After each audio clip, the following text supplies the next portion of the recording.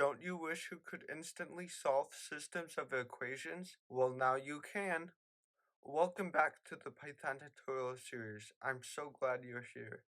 This is the 30th video in the series, and today we will use matrices to solve systems of equations using numpy and scipy. Let's get started. I created a file called systemofequationsolver.py and will write a program that solves systems of equations. I have three equations here.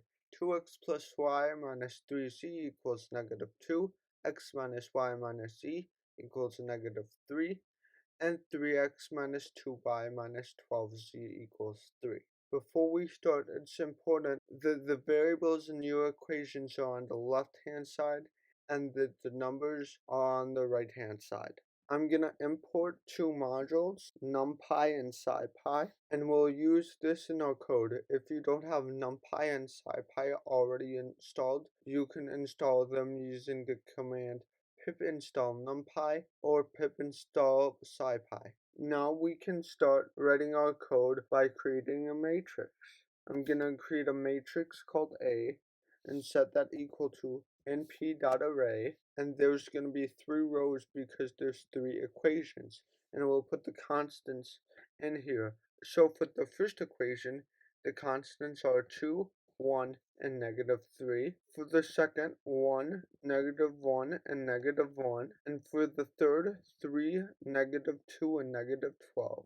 Just to make sure this is formatted properly, I printed A, and we have a 3 by 3 matrix, which is good.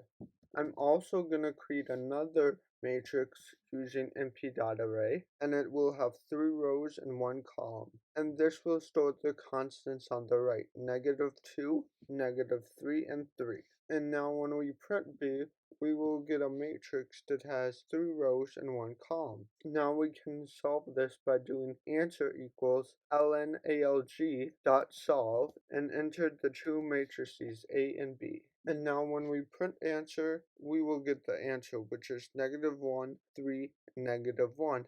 And if we were to plug it into the 3 equations, we will find that that is correct. So now we have successfully solved it. However, it would be nice if we could put this in a print statement. X equals negative 1, y equals 3, and z equals negative 1. Well, we can, and we'll do that right now. So I'm going to print x equals answer, and then with the index 0. Remember, indexing in Python starts at 0, so this will give the first row. So when we run this, we will get x equals negative 1. But this is in a list because we grabbed the entire row. We just want the specific index of the first row, first column, so 0, 0. So now when we run this again, this will give the right answer.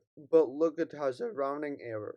We can solve this by doing round answer, and we'll do a comma and 3. This will round it to 3 decimal places. So now when we run this, we will get the answer rounded, and there's only 1 decimal place here because the next two are also 0, so it cuts it off like that. So that's nice. X equals negative 1. And we can copy this statement and do the same for y and z.